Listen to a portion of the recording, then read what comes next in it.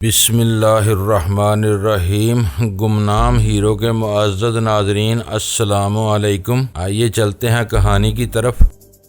آہستہ بولو، میں نے اسے کوہنی مارتے ہوئے کہا۔ قاتلوں اور بدماشوں کے بھی کچھ قانونی حقوق ہوتے ہیں، انہیں عدالتوں میں صفائی کا موقع دیے بغیر کتوں اور بلیوں کی طرح نہیں مارا جا سکتا۔ تم ایس ٹی ایف کے ایک ذمہ دار افسر ہو۔ انسانی حقوق کی کسی تنظیم نے تمہارے یہ الفاظ سن لیے تو تمہارے خلاف ایک طوفان کھڑا ہو جائے گا۔ انسانی حقوق اندھیرے میں اس کی تنفر امیز آواز ابھری۔ یہ سب عالمی مفادات کے ڈکوسلے ہیں۔ جب تک ان کے مفادات کو ذکر نہیں پہنچتی وہ انسانی حقوق کی بڑی سے بڑی خلاف ورزیوں پر بھی آنکھیں بند کیے رہتے ہیں۔ جب ان کی راہ میں رخنہ اندازی ہونے لگتی ہے تو ایک شور کھڑا کر کے لشکر کشی تک کی نوبت آ جاتی ہے۔ چند برطانوی ملاحوں کی تضحیک کو بہانہ بنا کر انگریزوں نے بحر اوقیانوس عبور کر کے فاک لینڈ کو پیس ڈالنے کی جو ناکام کوشش کی تھی وہ زیادہ پرانی بات نہیں ہے۔ شاید ایس ٹی ایف ایسی ہی رکاوٹوں کا توڑ کرنے کے لیے بنائی گئی ہے۔ ہم سرکاری ہیں نہ نیم سرکاری، ریکارڈ اور کاغذات پر دور دور تک ہمارا وجود ثابت نہیں کیا جا سکتا، لیکن تم جانتے ہو کہ ہم کسی بھی محب وطن پاکستان سے زیادہ اس زمین کے وفادار ہیں۔ میں قانونی موشگافیوں میں الجھے بغیر ہر اس شخص کو جہنم واصل کر دینے کا عزم رکھتا ہوں جو اس ملک اور یہاں رہنے والوں کا دشمن ہو۔ تم یہ سب کرتے ہو اور پھر بھی عزت کی زندگی گزار رہے ہو، یہ بہت بڑی بات ہے، میں نے سگریٹ سلگانے کے بعد کہا۔ لیکن ایمانداری سے سوچو تو تمہیں اپنی کارکردگی کے لیے ذرا بھی قانونی تحفظ حاصل نہیں ہے۔ تمہارے کارناموں کو کسی بھی وقت تمہارے خلاف فرد جرم میں تبدیل کیا جا سکتا ہے۔ اس نے بفر کر میری بات کاٹ دی۔ ایس ٹی ایف کی داغ بیل ڈالنے والے لوگ اول درجے کے محب وطن اور بے لوث افراد تھے۔ ان کے مقاصد بہت اعلیٰ تھے۔ ہم لوگ عرضی نہیں بلکہ آفاقی قانون کے دائی ہیں۔ ہر الہامی قانون نے انسان کو قصاص اور انتقام کا پورا حق دیا ہے۔ جو ہمارے جڑوں کو کاٹنے کی کوشش کرتے ہیں ہم ان کے نرخرے چیر ڈالتے ہیں، اور یہی قانون فطرت ہے۔ اگر آج بدعنوان سیاستدانوں کا کوئی ٹولہ برسر اقتدار آ کر بدنیتی کے ساتھ ہم سے ہماری کارکردگی کا بے جا حساب لینا شروع کر دے تو بھی ہم اپنے ضمیروں کے سامنے سرخرو رہیں گے۔ ہم اپنے اختیارات کے سہارے جرم نہیں کرتے، اولناک جرائم کا انسداد کرتے ہیں۔ ڈرائنگ روم میں چٹ کی ہلکی سی آواز کے ساتھ روشنی کا ایک شعلہ بھڑکا۔ میں نے پلٹ کر دروازے میں سے اندر جھانکا تو ویرا کے ہونٹوں میں سگریٹ دبی ہوئی تھی اور وہ دیا سلائی کی مدد سے اسے سلگانے کی کوشش کر رہی تھی۔ دیا سلائی بجھ گئی تو سگریٹ کے سلگتے ہوئے سرے کے قریب سے ویرا کی منمناتی ہوئی آواز ابھری، اپنا گلاس ختم کر رہے ہو یا میں اسے بھی خالی کر دوں؟ اسے ہی نہیں، تم بوتل کو بھی خالی کر دو اور وہیں مری رہو، میں نے جل کر اونچی آواز میں کہا۔ مکاؤ والے مال غنیمت میں ایک دلکش اور مدہوش عورت کو پا کر بہت خوش ہوں گے۔ ابھی تک انہیں صرف جہانگیر پر گزارا کرنا پڑ رہا ہے۔ زنانہ کولے کی ہڈی اتارنے اور بٹھانے کا عمل ان کے لیے خاصا خوشگوار ثابت ہوگا۔ ویرا کا بہکا سا کہکہ سنائی دیا، پھر اس کی طنزیہ آواز آئی۔ اس وقت تم کسی کثیر العیال رنڈوے کی طرح کلکلا رہے ہو۔ تم اندھیرے میں کسی چمگادڑ کی طرح آنکھیں پھاڑ کر کون سا تیر مار رہے ہو جو میرے یہاں بیٹھے رہنے پر اعتراض کر رہے ہو؟ کام بتاؤ، میں ابھی باہر آ جاتی ہوں۔ اس کے منہ نہ لگو، اول خان نے آہستہ سے کہا۔ اس وقت وہ تھوڑی سی بہکی ہوئی ہے، اپنی بے تکی باتوں سے ذرا سی دیر میں تمہیں تاؤ دلا دے گی اور کچھ سوچنے سمجھنے کے قابل نہیں چھوڑ رہو گے۔ میں تھکے ہوئے انداز میں وہیں پڑی ہوئی ایک کرسی پر بیٹھ گیا۔ چند منٹ بعد ٹرانسمیٹر پر اطلاع آئی کہ اس علاقے کا پی ایم ٹی واقعی اڑا دیا گیا تھا۔ اس میں سے بہنے والا کثیف تیل فٹ پاتھ اور سڑک پر دور تک پھیلا ہوا تھا، اور بجلی کی فراہمی کا سلسلہ منقطع ہوئے کافی دیر گزر جانے کے باوجود وہاں جلے ہوئے تاروں کی تیز بو پھیلی ہوئی تھی۔ چھٹی ہوئی۔ اول خان وہ اطلاع سن کر بڑبڑایا۔ اس کا مطلب ہے کہ ٹرانسفارمر کی تبدیلی سے پہلے اس علاقے میں بجلی کی فراہمی بحال نہیں ہو سکے گی اور ہمیں اندھیرے میں ان بدماشوں کو تلاش کرنا ہوگا۔ ان کا روشنی میں بھی ہاتھ آنا اتنا آسان نہیں ہوگا۔ مجھے تو بس یہ فکر کھائی جا رہی ہے کہ جہانگیر کس حال میں ہوگا۔ وہ اب بہت زیادہ جسمانی اذیتیں سہنے کا عادی نہیں رہا ہے، میں نے کہا۔ ایس ٹی ایف کے کمانڈوز کو لانے والے جیپ پختہ روش کے آخری سرے پر احاطے کی دیوار کے قریب کھڑی ہوئی تھی۔ میں دیکھ چکا تھا کہ اندھیرا پھیلنے کے بعد کمانڈوز نے مکان کے چاروں کونوں کی نگہبانی کے ارادے سے برق رفتار پیش قدمی کی تھی، لیکن جیپ اس وقت بھی خالی نہیں تھی۔ اس میں نصب ٹرانسمیٹر پر آنے والے پیغامات سے باخبر رہنے کے لیے ایک کمانڈو جیپ میں موجود تھا اور احاطے میں پھیلی ہوئی گھور تاریکی میں جیپ کے ڈیش بورڈ میں نصب چند روشنیوں کا ہلکا سا انعکاس برآمدے سے بھی دیکھا جا رہا تھا۔ اچانک اول خان کے ٹرانسمیٹر پر اطلاع آئی کہ سیاہ ایکارڈ دیکھ لی گئی ہے۔ وہ سڑک کے کافی دور ایک ویران پلاٹ میں پر جمع کوڑے کے ڈھیر سے آگے اس طرح پارک کی ہوئی تھی کہ گہری تاریکی میں اس بادی النظر میں اس کا دیکھ لیا جانا ممکن نہیں تھا۔ میرے لیے وہ بہت سنسنی خیز اور حوصلہ افزا تھی۔ اول خان نے فوراً ہی ہدایت دی کہ قرب و جوار سے مزید 2 افراد اس مقام پر پہنچ جائیں اور پھر منظم انداز میں اس ایکارڈ کی طرف پیش قدمی کی جائے تاکہ مقابلے کی صورت میں منہ کی نہ کھانی پڑے۔ ایس ٹی ایف کے اراکین میں کمال کی بات یہ تھی کہ وہ اپنے فرائض کی ادائیگی میں ہمتاً گوش بر آواز رہتے تھے اور ٹال مٹول سے کام لے کر گلو خلاصی کی فکر میں غلطان نہیں رہتے تھے۔ اول خان کا حکم سنتے ہی یکے بعد دیگرے 4 افراد نے برڈی 7 سے رابطہ کر کے اپنی پوزیشن بتائی۔ وہ سب ہی خالی پلاٹ سے ملحقہ پوزیشنوں میں پوشیدہ رہ کر پیش قدمی کر رہے تھے۔ میں ٹرانسمیٹر پر ان لوگوں کی تمام گفتگو سن رہا تھا، لیکن اس وقت پروٹوکول کچھ ایسا تھا کہ اول خان اپنے احکام برڈی 7 کو دے رہا تھا اور وہ ان احکام کی روشنی میں دوسروں کو ہدایت دے رہا تھا۔ 2 آدمیوں کو خالی پلاٹ کی طرف روانہ کرنے کی ہدایت جاری کرنے کے بعد برڈی 7 نے اپنے دوسرے ساتھیوں سے رابطہ کر کے انہیں بریف کرنا شروع کر دیا۔ میرے لیے وہ ایک غیر اہم اور رسمی سی کارروائی تھی، اس لیے میں بے فکری سے کرسی میں دھنسا ریڈیائی آوازوں کے صوتی زیرو بم سے محظوظ ہوتا رہا۔ جب برڈی 7 برڈی 1 سے مخاطب ہوا تو اس کے تیسرے پیغام کے بعد مجھے چونکنا پڑ گیا۔ برڈی 1 کو پکارا جا رہا تھا لیکن جواب ندارد۔ دوسری طرف چھائی ہوئی خاموشی کی وجہ سے برڈی 7 کی آواز میں بتدریج ایک عجیب سی تشویش ابھرتی جا رہی تھی۔ یہ کہاں غائب ہو گیا؟ اول خان پر تشویش آواز میں بڑبڑایا۔ میری ہی طرح وہ بھی پوری طرح توجہ سے ٹرانسمیٹرز پر ہونے والی 2 طرفہ باتیں سنتا رہا تھا۔ 2 آدمی ایکارڈ والے خالی پلاٹ کی طرف بھیج دیے گئے تھے۔ باقیہ آدمی تیزی کے ساتھ اس علاقے کی طرف سمٹنے لگے جہاں برڈی 1 کی موجودگی متوقع تھی۔ پے در پہ 7 ناکامیوں کے بعد برڈی 7 دوسروں کو ہنگامی ہدایت دے رہا تھا کہ اس کی طرف سے ایک کال اوور ہوتے ہی آپریٹرز پر ایک کانپتی ہوئی نقاہت زدہ آواز ابھری۔ برڈی 1 کالنگ اینی باڈی، جو بھی میری آواز سن رہا ہو وہ اس کال کا جواب دے، اوور۔ اول خان کے حلق سے ایک غضبناک گراہٹ آزاد ہوئی۔ معلوم ہوتا ہے یہ کسی مصیبت سے دوچار ہو چکا ہے۔ مجھے تو اس کی طویل خاموشی سے ہی کسی گڑبڑ کا یقین ہو چکا تھا۔ دوسری طرف سے کسی نے کوئی جواب نہیں دیا۔ برڈی 1 سے گفتگو کا سب سے زیادہ استحقاق برڈی 7 کو حاصل تھا، اس لیے دوسرے خاموش ہی رہے۔ چند ثانیوں بعد برڈی 7 لائن پر آ گیا۔ برڈی 7 ریسیونگ برڈی 1، اس کی آواز سنائی دی۔ تم کہاں ہو اور کیا کر رہے ہو؟ اوور۔ مجھ سے انگریزی میں بات کرو اس بار، برڈی 1 نے انگریزی میں کہا۔ میں اس وقت دشمن کی تحویل میں ہوں، یہ دونوں صرف انگریزی سمجھ سکتے ہیں، اس لیے مجھے انگریزی میں بات کرنے کی اجازت دی گئی ہے۔ انہوں نے پیچھے سے حملہ کر کے میری کھوپڑی پر ضرب لگائی اور مجھے بے ہوشی کے عالم میں اٹھا کر لے آئے۔ اب میں ان کے رحم و کرم پر ہوں۔ یہ لوگ تم سے بات کرنی چاہتے ہیں، اوور۔ تم داروگا اسٹریٹ سے آگے بڑھ رہے تھے، مجھے اندازہ ہے کہ تم کو کہاں گھیرا گیا ہوگا۔ صرف 2-4 مکانوں کی دیکھ بھال کے بعد ہم تم تک پہنچنے میں کامیاب ہو جائیں گے۔ برڈی 7 کا لہجہ سخت اور سرد ہو گیا۔ انہوں نے تمہیں بات کرنے کی اجازت دے کر سنگین غلطی کی ہے، اب یہ تمہارے ہاتھ سے نہیں بچ سکیں گے، اوور۔ مارنے یا مار جانے کے فلسفے پر عمل کرنے والے کبھی قیدی نہیں بنتے۔ اس بار اجنبی لب و لہجے میں ایک احتجاجیہ غیر ملکی آواز سنائی دی۔ تم داروگا اسٹریٹ کے 4 نہیں، سارے مکانات چھان ڈالو، تمہیں ہمارا سراغ نہیں مل سکے گا۔ ہم ایک محفوظ ٹھکانے پر ہیں، جہانگیر کو بے ہوش کر کے ایکارڈ سمیت ایک کوڑے دان کے قریب چھوڑ چکے ہیں۔ ہماری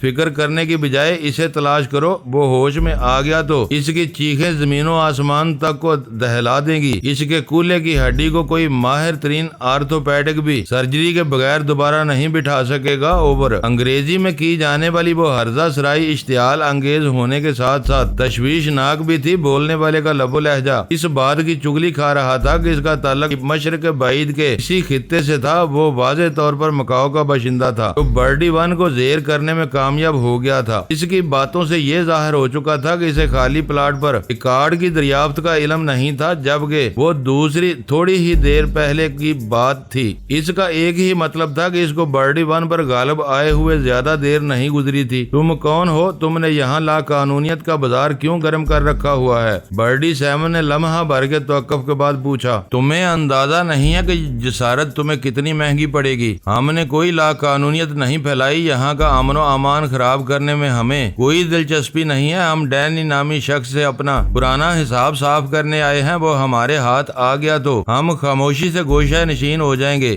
سمجھ میں نہیں آتا کہ تم سرکاری آدمی اس کی حمایت کیوں کر رہے ہو؟ تم نے کیسے سمجھ لیا کہ ہم سرکاری آدمی ہیں؟ برڈی سیمن نے اچھا سوال کیا۔ سامنے کی بات ہے، عام آدمی ٹرانسمیٹر لے کر نہیں گھوما کرتے۔ ہمیں معلوم ہے تمہارے کافی آدمی جہانگیر کے گھر میں موجود ہیں۔ تمہیں ڈینی اور اس کے ساتھیوں سے اتنی ہمدردی کیوں ہے؟ ہمیں ڈینی سے نہیں، اس مشن سے دلچسپی ہے جس پر وہ کام کر رہا ہے۔ ہمارے فرشتوں کو بھی اس مشن کا پتہ نہیں، ہمیں صرف ڈینی سے سروکار ہے۔ اس کی طرف سے کال اوور ہوتے ہی ایک نئی آواز لائن پر آ گئی۔ اس شخص نے اطلاع دی کہ تاریخ اور گندے پلاٹ پر سیاہ ایک کارڈ دریافت کر لی گئی تھی۔ اس کی چابی اگنیشن میں لگی ہوئی تھی اور پچھلی سیٹ پر ایک بے ہوش شخص پڑا ہوا تھا۔ وہ کسی ایسی اذیت میں مبتلا تھا کہ بے ہوشی کے عالم میں بھی رہ کر غیر ارادی طور پر کراہے جا رہا تھا۔ میرے لیے یہ خبر اطمینان بخش تھی کہ جہانگیر جس حال میں بھی تھا دستیاب ہو چکا تھا۔ نئے آدمی کے خاموش ہوتے ہی اول خان نے اپنے اپریٹس پر ہدایت دینی شروع کر دی۔ جہانگیر کو اسی ایکارڈ میں فوری طور پر اسپتال منتقل کرنے کے بارے میں اس نے اردو میں بات مکمل کی اور پھر انگریزی میں اس شخص سے مخاطب ہو گیا جس نے برڈی ون کو یرغمال بنایا ہوا تھا۔ تمہارے پاس یہ آخری موقع ہے، اول خان اس سے کہہ رہا تھا۔ اپنی سلامتی چاہتے ہو تو ہمارے آدمی کو چھوڑ کر خاموشی سے نکل جاؤ۔ تم مر کر بھی ڈینی تک نہیں پہنچ سکتے۔ ہم سے ٹکرا کر تمہیں موت اور بربادی کے سوا کچھ نہیں مل سکے گا۔ ہم بہت جلد تم دونوں کے گرد اپنا گھیرا تنگ کر دیں گے۔ تمہارے چھوڑے ہوئے بت کو بالکل بے ضرر بنایا جا چکا ہے۔ ہم مکاؤ سے بلا وجہ یہاں نہیں آئے۔ اس بار اس کی آواز میں تلخی گلی ہوئی تھی۔ اگر ڈینی تمہارے ساتھ موجود ہے تو اس سے بات کراؤ، تمہیں ہماری دشمنی کے اسباب کا اندازہ ہو جائے گا۔ میں بھی بات کیے لیتا ہوں۔ میں نے یہ کہہ کر اول خان سے اپریٹس لے لیا اور بٹن دبا کر بولنے لگا، مجھ سے تمہیں کیا بات کرنی ہے؟ میں ابھی تک نہیں سمجھ سکا کہ تم کون ہو اور تمہیں کس نے یہاں بھیجا ہے۔ دوسری طرف سے ایک کریہا گراہٹ ابری۔ اب اتنے معصوم نہ بنو، تمہیں اچھی طرح علم ہے کہ تم مکاؤ میں ڈان کوانگ فو کے ساتھ کیا کھیل کھیل کر آئے ہو۔ تم اس کی حویلی میں قتل و خون ریزی کر کے بھی معصوم بنے رہے۔ حد یہ ہے کہ تم نے ڈان کے معزز مہمان نیشی کاؤ تک کو نہیں چھوڑا اور سب کو چکمہ دے کر مکاؤ سے فرار ہونے میں کامیاب ہو گئے۔ ڈان ان غلطیوں کو ہرگز معاف نہیں کر سکتا۔ معلوم ہوتا ہے میرے کسی دشمن نے میرے خلاف ڈان کے کان بھرے ہیں، میں نے نرم اور مصالحانہ لہجے میں کہا۔ میں ہر لمحے ڈان اور اس کے آدمیوں کی نگاہوں میں رہا تھا۔ دوسروں کی طرح میں نے بھی ڈان کی حویلی میں ہونے والے خون ریز ڈرامے دیکھے تھے، لیکن اس وقت مجھ پر کوئی شبہ نہیں کیا گیا تھا۔ نیشی کاؤ کے بارے میں خود ڈان کا خیال تھا کہ وہ اس کے کسی حریف کا نشانہ بنا تھا۔ اتنے دن بعد تم لوگوں کو کیا الہام ہوا ہے کہ ہاتھ دھو کر میرے پیچھے پڑ گئے ہو؟ میرا ان تمام واقعات سے دور کا بھی تعلق نہیں تھا۔ اپنے اصل مجرم تمہیں مکاؤ ہی میں مل سکیں گے۔ تم یہاں بلا وجہ اپنا وقت برباد کر رہے ہو۔ ڈان دنیا کے ایک دور افتادہ سرے پر اپنی حویلی میں مگن رہنے والا آدمی ہے۔ وہ مکاؤ کی پل پل کی خبریں رکھتا ہے، لیکن اس سے آگے اسے کچھ معلوم نہیں ہوتا کہ دنیا میں کیا ہو رہا ہے۔ تم کسی کی سفارش پر اپنی عورت کی تلاش میں مکاؤ آئے تو ڈان کے وہم و گمان میں بھی نہیں تھا کہ تمہارا شمار شی کے بدترین دشمنوں میں ہوتا ہے۔ نیشی کاؤ کے قتل کے بعد ڈان کو پتا چلا کہ ان دنوں تم مافیا کے لیے کام کر رہے تھے، لیکن تم نے دونوں میں سے کسی کو نہیں بخشا۔ تم جس تھالی میں کھاتے ہو اسی میں چھید کرتے ہو۔ ایک طرف تم نے ڈان کی آنکھوں میں دھول جھونکی اور دوسری طرف مافیا کے ڈان 3 کو موت کے گھاٹ اتار دیا۔ تمہارے ان جرائم کو معاف نہیں کیا جا سکتا۔ نہ کرو معاف اور بند راستوں پر سر مارتے رہو، میں نے بنا کر کہا۔ دوسری طرف سے زہریلی ہنسی کی آواز گونجی، پھر کہا گیا، اب ہم بند راستے پر نہیں ہیں۔ تم سے بات ہونے کے بعد ہمیں پتا چل چکا ہے کہ تم جہانگیر کے مکان میں ہو۔ وہ تاریک مکان اس وقت بھی ہماری نظروں میں ہے۔ تم وہاں سے زندہ نہیں جا سکو گے۔ تمہیں آزاد چھوڑنے سے بہتر ہے کہ تمہیں مار دیا جائے۔ اس بار میں نے جواب دینے کی ضرورت ضرورت محسوس نہیں کی۔ مجھ سے جو کچھ کہا گیا تھا وہ بالکل ہی بے سروپا نہیں تھا۔ ڈان کوانگ فو جیسا کینہ پرور اور انا پرست شخص یقیناً یہ چاہتا ہوگا کہ مجھے مکاؤ بلوا کر اپنے ہاتھوں سے سزا دے، لیکن اس دور میں یہ ممکن نہیں رہا کہ پاکستان جیسے ملک سے کسی کو اغوا کر کے پوری آزاد رازداری کے ساتھ مکاؤ جیسے دور افتادہ مقام تک پہنچایا جا سکے۔ اس وجہ سے یہی بات کرین قیاس لگتی تھی کہ ڈان نے ان دونوں کو میری موت کا پروانہ دے کر کراچی بھیجا ہوگا۔ ان دونوں کی مجبوری کی انتہا یہ تھی کہ وہ جہانگیر کو اپنے ساتھ نکال لے جانے کے باوجود اسے زیادہ دیر تک اپنے گلے کا ہار نہیں بنا سکے تھے۔ اشتعال کی لہر ختم ہوتے ہی جہانگیر کو لوگوں کی نظروں سے دور رکھنے کا سنگین مسئلہ پیدا ہوا تو وہ اسے اسی کی گاڑی میں بے ہوش کر کے کہیں روپوش ہو گئے تھے۔ جہانگیر کی سلامتی کے بارے میں تشویش دور ہونے کے بعد اول خان اپنے آدمی کے بارے میں فکر مند ہو گیا تھا۔ اسے ڈر تھا کہ کہیں وہ چینی بدماش اپنی ناکامی پر جلا کر اسے ہلاک نہ کر ڈالیں۔ اس آدمی کی جان کے علاوہ دوسری پریشانی یہ تھی کہ ایس ٹی ایف کا ایک لاسلکی مواصلاتی آلہ ان دونوں کے قبضے میں چلا گیا تھا۔ ایس ٹی ایف کے مقامی یونٹ کے پاس اس ساخت کے 15 ٹرانسمیٹر تھے جو ایک مخصوص فریکوینسی پر 5 سے 7 کلومیٹر کی رینج میں کام کرتے تھے، اور وہ لوگ اپنی اندرون شہر سرگرمیوں میں باہمی رابطے کے لیے وہی ٹرانسمیٹر استعمال کرتے تھے۔ ایک اپریٹس غیر متعلقہ افراد کی تحویل میں چلے جانے کے باعث بقیہ 14 ٹرانسمیٹرز بالکل ناکارہ ہو کر رہ گئے تھے، کیونکہ ان پر دیا جانے والا ہر پیغام مکاؤ کے بدماشوں تک پہنچ سکتا تھا۔ وہ پیغامات سمجھنے کے لیے کسی مترجم سے بھی کام لے سکتے تھے۔ ایسا نہیں تھا کہ ایس ٹی ایف کے پاس صرف وہی ٹرانسمیٹر تھے، وہ باوسائل لوگ تھے۔ ان کی ہمہ وقت کارکردگی کو برقرار رکھنے کے لیے انہیں ہر شعبے میں متبادل سہولیات مہیا کی جاتی تھی۔ اول خان فیصلہ کر چکا تھا کہ اسٹیشن 4 پہنچنے کے بعد وہ ان سیٹوں کو عرضی طور پر معطل کر دے گا جب تک مکاؤ والوں کا قصہ نہ نمٹ جاتا۔ اس کے آدمی اپنی ضروریات کے لیے دوسرے ٹرانسمیٹرز استعمال کر سکتے تھے جو قدرے وزنی ہونے کے ساتھ ساتھ زیادہ فاصلے تک کام کرتے تھے۔ احاطے میں موجود کمانڈوز مستعدی کے ساتھ اپنے فرائض کی انجام دہی میں مصروف تھے۔ اس دوران میں جہانگیر کے چوکیدار نے ڈرائنگ روم میں روشنی کا بندوبست کر دیا تھا۔ میں اول خان کے ساتھ ڈرائنگ روم میں داخل ہوا تو ویرا پورے اطمینان سے اپنی جگہ پر بیٹھی ہوئی تھی۔ نشے کی وجہ سے اس کا چہرہ تمتما رہا تھا، آنکھوں کی پتلیاں سکڑ چکی تھی اور ان میں تیز حیوانی چمک عود کر آئی تھی۔ تپائی پر رکھے ہوئے دونوں گلاس خالی تھے۔ یوں معلوم ہو رہا تھا جیسے ویرا دل بھر کے میں نوشی کر چکی تھی اور اس وقت فارغ بیٹھی ہوئی تھی۔ بوتل خالی کیے بغیر تم نے ہاتھ کیوں روک لیا؟ میں نے چبھتے ہوئے لہجے میں پوچھا۔ وقفہ، وہ فضا میں ہاتھ نچا کے بولی، وقفہ بہت ضروری ہے۔ ویسے بھی اب واپسی کا وقت ہو چلا ہے، ہم کب تک یہاں اندھیرے میں جوک مارتے رہیں گے؟ اس کی آواز قدرے بھاری ہو چکی تھی لیکن زبان پر نشے کی ذرا بھی لکنت نہیں تھی۔ ہم اندھیرے میں جاک مار رہے ہیں؟ میں نے حیرت سے کہا۔ کیا تمہیں یہ بھی یاد نہیں رہا کہ 2 چینی بدماش جہانگیر کو اٹھا لے گئے ہیں؟ ہمیں اس کی بازیابی کے لیے کچھ نہ کچھ کرنا ہوگا۔ رہنے دو، ویرا نے میری طرف ہاتھ جھٹک کر کہا۔ تم سمجھ رہے ہو کہ میں کالے کتے کے اثرات کے تحت دنیا و مافیا سے بے خبر بیٹھی ہوئی ہوں، لیکن ایسا نہیں ہے۔ جہانگیر کا یہ ڈرائنگ روم ویسٹ اوپن ہے اور میں برآمدے میں ابھرنے والی ہر انسانی اور ریڈیائی آواز بخوبی سن رہی تھی۔ اسے کس اسپتال میں لے جایا گیا ہے؟ میرے آدمی ایمرجنسی میں پی این ایس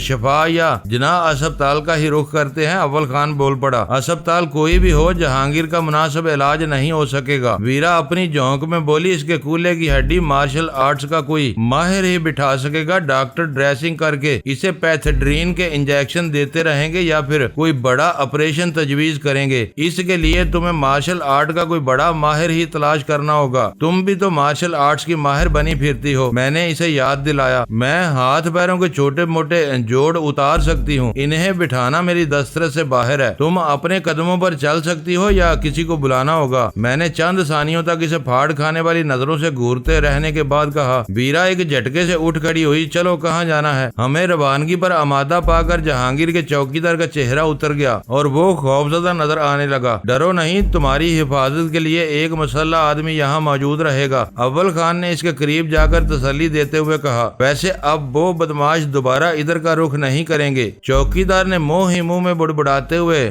بیٹری سے روشن ہونے والی ایمرجنسی لائٹ اٹھائی اور ہمارے آگے ہو لیا۔ ویرا اکڑتی ہوئی سب سے آگے چلنے لگی۔ وہ قالین پر جس طرح قدم جما جما کر چل رہی تھی، اس سے اندازہ ہو رہا تھا کہ الکوہل اس کے اعصاب آپ پر خاصی حد تک اثر انداز ہو چکی تھی۔ اول خان کے آدمی اپنے فرائض کی بجا آوری کے سلسلے میں بہت مستعد تھے۔ ٹرانسمیٹر پر ایک غیر متعلقہ آدمی کی مداخلت کے بعد ان سب نے سمجھ لیا تھا کہ ان کے ریڈیائی پیغامات کی رازداری برقرار نہیں رہی ہے، اس لیے آپریٹس بالکل ہی خاموش ہو گیا تھا۔ برآمدے میں پہنچ کر اول خان نے حشمت کو طلب کیا اور ایک کمانڈو کو اسی مکان میں چھوڑ کر بقیہ افراد کو لے جانے کی اجازت دے دی۔ لمحہ بھر کے بعد اس نے ٹرانسمیٹر استعمال کرنے کا ارادہ کیا تو مجھے اس کی بے احتیاطی پر حیرت ہوئی، لیکن میں نے اپنی زبان بند رکھی۔ اول خان نے اپنے آپریٹس کا نشری بٹن دبا کر چند محمل الفاظ پر مشتمل ایک مختصر سا فقرہ ادا کیا اور خاموش ہو گیا۔ اس وقت اس کے چہرے پر گمبھیر سنجیدگی طاری تھی۔ کوڈ ورڈز میں نے اس کی طرف دیکھ کر تائید طلب لہجے میں کہا۔ اس نے اسبات میں سر ہلا دیا، اپنے آدمیوں کو خاموشی سے واپسی کا حکم دیا ہے، وہ ہمارے بعد نکلیں گے۔ وہ اول خان کی عقل مندی تھی کہ چینیوں کو ہماری مکمل واپسی کی خبر نہ ملتی اور وہ خوف کے عالم میں اپنی کمی گاہ میں چھپے رہتے۔ جب تک انہیں میدان صاف ہونے کا اندازہ ہوتا ہم دور جا چکے ہوتے۔ وہ دونوں اس وقت بھی غافل نہیں تھے اور اپنے ٹرانسمیٹر کی طرف متوجہ تھے۔ اول خان کی بات ختم ہونے کے چند ثانیوں بعد ایک بلغمی آواز میں انگریزی شروع ہو گئی۔ تم لاکھ سر مار لو لیکن ہم تک نہیں پہنچ سکتے۔ کوڈ ورڈز میں ہدایات دے کر تم اپنے آدمیوں کا وقت برباد کر رہے ہو۔ ان میں سے کوئی بھی ہمارے نشانے پر آیا تو بے موت مارا جائے گا۔ ہم لمبی رینج کے بے آواز ہتھیاروں سے لیس ہیں اور اڑتی چڑیا کو اپنا نشانہ بنا سکتے ہیں۔ وہ شاید دوسرا چینی تھا۔ اس کی طرف سے کال اوور ہونے پر اول خان بولنے لگا، تم دونوں غیر ضروری باتیں کر رہے ہو۔ تم نے کہا تھا کہ تم اپنی کمی گاہ سے جہانگیر کے مکان پر نظر رکھے ہوئے ہو، لیکن ڈینی نہایت اطمینان کے ساتھ یہاں سے نکل گیا اور تم اس کا کچھ بھی نہیں بگاڑ سکے۔ ہم دیکھیں گے کہ تم خود کو کب تک چھپائے رکھتے ہو۔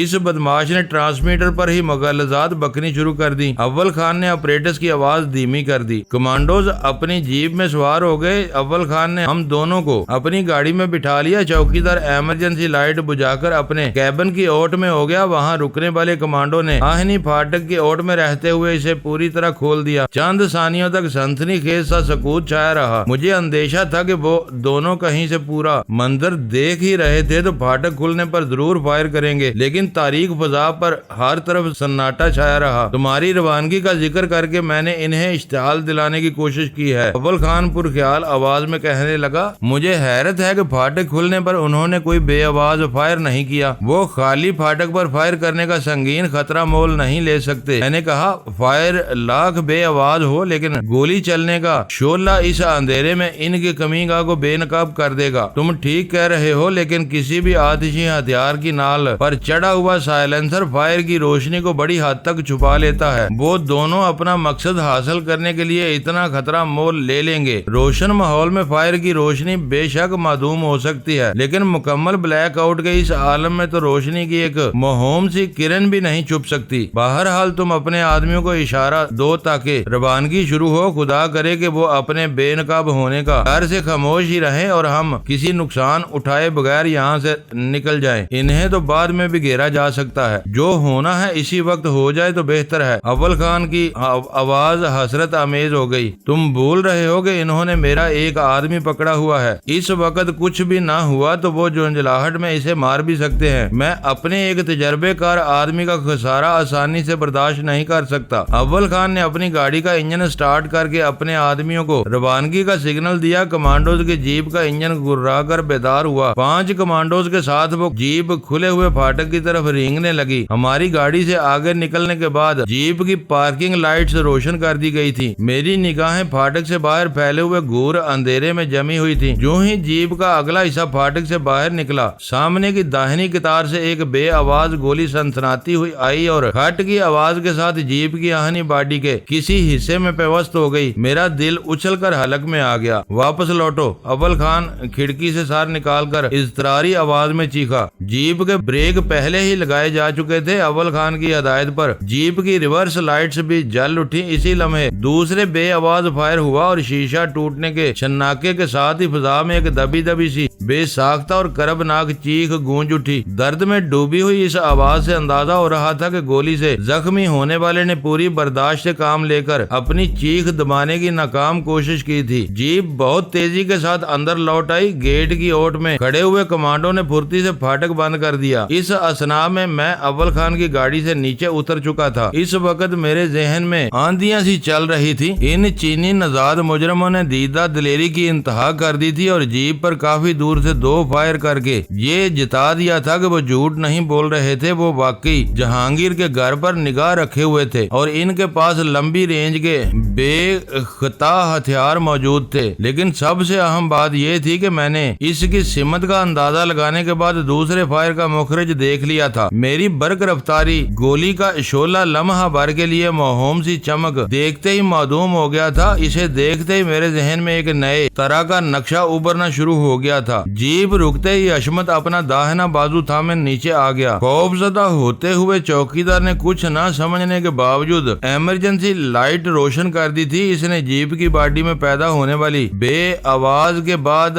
شیشہ ٹوٹنے کا تیز چھناکا اور انسانی چیخ ضرور سنی تھی، لیکن اسے یہ ادراک نہیں ہو سکا تھا کہ وہ سب بے آواز فائر کا نتیجہ تھا۔ روشنی میں حشمت کی پوری آستین خون میں ڈوبی ہوئی تھی۔ اس کے ساتھیوں نے فوراً ہی اسے سنبھال لیا۔ مجھے کچھ نہیں ہوا، وہ پھنسی آواز میں بولا۔ گولی بازو کا گوشت ادھیڑتی ہوئی چھت میں چلی گئی۔ انہوں نے سامنے والی گلی کے تیسرے مکان سے فائر کیا تھا۔ تیسرے نہیں، چوتھے مکان کی کسی کھڑکی سے گولی چلائی گئی۔ میں نے اس کی توثیق کرتے ہوئے کہا، ہمیں فوری طور پر سامنے والی گلی میں داہنی طرف والے اس مکان کو گھیر لینا چاہیے۔ 2 گولیاں چلانے کے بعد وہ پوزیشن بدلنے کی کوشش کریں گے۔ پھر میں اچانک ہی چوکیدار کی طرف متوجہ ہو گیا۔ گلی میں سے چوتھے مکان میں کون لوگ رہتے ہیں؟ یہ دوگلے چینی وہاں کیسے گئے ہیں؟ دہشت زدہ چوکیدار نے چند ثانیوں تک اپنے ذہن پر زور دیا۔ بدقت تمام بولا، ایک بریگیڈیئر صاحب اکیلے رہتے ہیں، ریٹائرڈ ہیں، رات کو ان کے گھر میں کوئی نہیں ہوتا، صبح آتے ہیں اور کام کاج کر کے شام تک واپس لوٹ جاتے ہیں۔ کوئی چوکیدار نہیں ہے؟ میں نے اس کی بات کاٹ کر پوچھا۔ نہیں، چوکیدار نے اپنا وزنی سر ہلا کر کہا، گھر کی رکھوالی کے لیے انہوں نے خطرناک کتوں کا ایک جوڑا رکھا ہوا ہے، رات کو انہیں کھول دیا جاتا ہے۔ صاحب نے مجھے بتایا تھا کہ چینی ان سے اڑوس پڑوس کے بارے میں ابھی کرید کر سوال کرتے رہتے تھے۔ اول خان ہر احتیاط کو خیر بات کہہ کر ٹرانسمیٹر پر اپنے آدمیوں سے گفتگو کا آغاز کر چکا تھا۔ چینیوں کے لیے اردو بھی ناقابل فہم تھی۔ ان کے قبضے میں کم از کم 2 ایسے آدمی موجود تھے جو اردو میں سنی ہوئی ہر بات کو انگریزی میں منتقل کرنے کی صلاحیت رکھتے تھے۔ مکاؤ والوں سے کچھ بعید نہیں تھا کہ وہ برڈی 1 یا ریٹائرڈ بریگیڈیئر پر ناقابل برداشت تشدد کر کے انہیں مجبور کر دیتے کہ وہ ٹرانسمیٹر پر ہونے والی ہر بات کا انگریزی ترجمہ انہیں بتاتے رہیں۔ شاید اسی لاشعوری خوف کی وجہ سے اول خان رک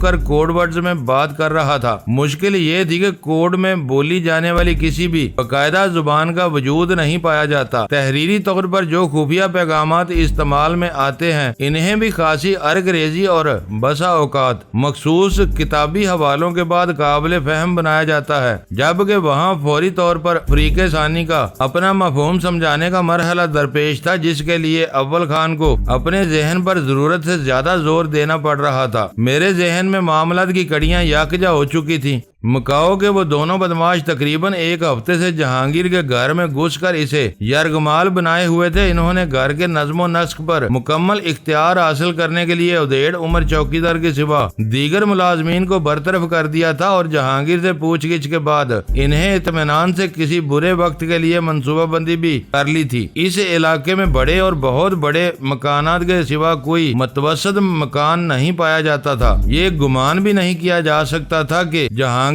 کا قرب و جوار کے کسی وسیع و عریض مکان میں کوئی سنکی تنہا بھی رہتا ہوگا۔ ریٹائرڈ بریگیڈیئر کا مکان لی وانگ اور اس کے ساتھی کے لیے بہترین پناہ گاہ ثابت ہو سکتا تھا۔ احاطے میں پھرنے والے خونخوار کتوں کو کسی زہریلی دوا میں بھیگے ہوئے گوشت کے پارچے کھلا کر ختم کیا جا سکتا تھا۔ اس بارے میں بے آواز ہتھیار بھی کام آ سکتے تھے۔ کتوں سے نمٹنے کے بعد اس عمارت کے اکلوتے مکین کو بے بس کرنا بالکل دشوار نہ ہوتا۔ میرا اندازہ تھا کہ جہانگیر کے گھر سے فرار ہونے کے بعد انہوں نے سب سے پہلے اس مکان پر قبضہ کیا ہوگا۔ پھر کٹے ہوئے کان والا باہر نکل گیا۔ اس نے بارودی بت کے ساتھ خاموشی سے جہانگیر کے گھر کے عقبی حصے میں پناہ لی۔ ہمارے پہنچنے پر وہ ہم لوگوں کو اس کمرے کی طرف متوجہ کر کے بھاگ نکلا۔ باہر نکلنے کے بعد اس نے موقع تلاش کر کے علاقے کے ٹرانسفارمر کو تباہ کیا۔ پھر جہانگیر کو اس کی کار سمیت ایک ویران پلاٹ میں چھوڑ کر واپس لوٹ رہا تھا کہ اسے اندھیرے میں برڈی 1 کا مشتبہ کا ہیبلا متحرک نظر آیا۔ اس نے مکاری کے ساتھ برڈی ون کو بے ہوش کیا اور پشت پر لاد کر اسی مکان میں لے گیا جہاں 2 کتوں کی لاشیں موجود تھیں۔ معزز ناظرین، لائک کریں، شیئر کریں اور کمنٹس باکس میں پاک آرمی زندہ باد، پاکستان پائندہ باد کا نعرہ ضرور درج کر کے اپنے ملک پر فخر کریں اور پاکستان کی بنیادیں مضبوط کرنے میں اپنا کردار ادا کریں۔ ویڈیو دیکھنے کا شکریہ۔ معزز ناظرین، اپنا خیال رکھیے گا اور ہمارے چینل کا بھی۔ ISI پاک آرمی زندہ باد، پاکستان پائندہ باد۔